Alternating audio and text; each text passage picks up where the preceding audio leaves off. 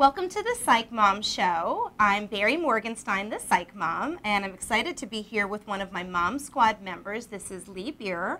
She is the owner of College Admissions Strategies, and she's an expert on working with kids and their parents on helping them with the whole college preparation and college admission process.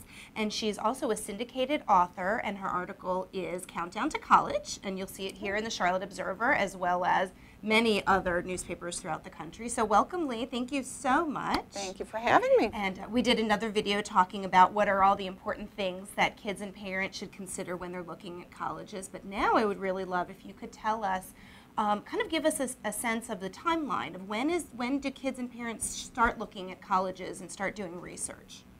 Well, there's a big difference between when they typically do it and when they should be doing it. Right. Okay, Yes. So unfortunately, lots of families don't really begin to think about the process until late in the junior year. Oh, boy. Okay. And at that point, it's not too late, but unnecessary pressure is put on the Right. student and the parents to tour the colleges, to research the colleges, to get the applications done, et cetera. And probably the biggest piece that's missing if you start in junior year is the opportunity to really excel at some of the extracurriculars. And that's why I recommend that families really think about the process starting as freshman year. I actually even meet with families who are in 8th grade, because all we're talking about, we only meet once or twice. Okay. It's not a regular. Just to plant the right, seed. Right, but there are really sort of two issues that should be taken on early in the process. And one is course selection, because you're creating a pathway for the student. If they're going into the more selective courses, if that's appropriate for them, then that's great. But sometimes students and families just really don't know enough, and they take lots of sort of optional classes or electives, and that really drags down their GPA. And so there are point values for different classes, 4, 5, 6 points. And you don't need to necessarily take the most rigorous curriculum, but you need to understand what you're doing and then sort of what the plan is for sophomore year, junior year, and then senior year, so that you can take the appropriate tests and that you can take the appropriate courses. So that's one area. The second area, which is a lot more fun to talk about, is what are your extracurricular activities, and very importantly, what are you doing during your summers?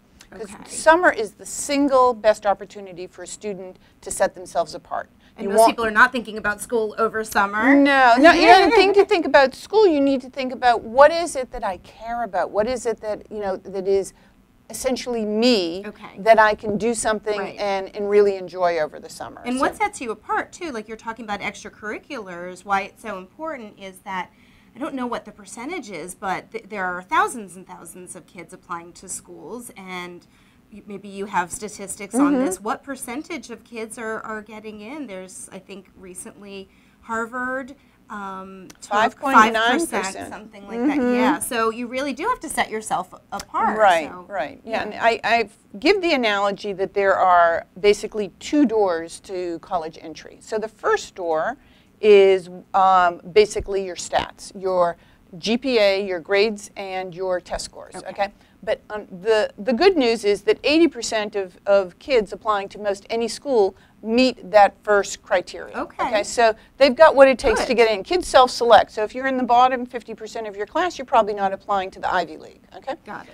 So, but once you get through that first door, then you got to get through the second door. And the second door is really about all the subjective criteria. So you're talking about the extracurricular activities, what are you doing during your summers, job shadowing, internships, your letters of recommendation, and very importantly, your essays when it comes time for senior year for the applications. So helping the schools to really get to know you and why you are an asset to their school. What are you going to do to help them build their sense of community? What are you going to contribute? That's the big question.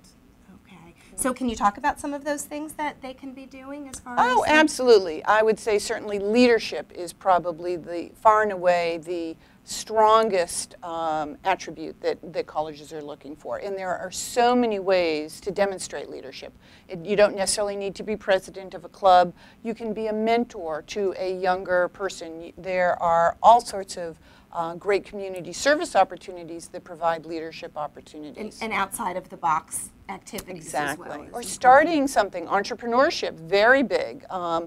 The idea is whatever characteristics you demonstrate in high school, the likelihood is that you're going to bring those with you. So what are the sort of traveling characteristics that really make sense and that are going to help the college? And so leadership, responsibility, dedication, commitment, again, sort of mentoring, marketing, recruiting, all of those kinds of things.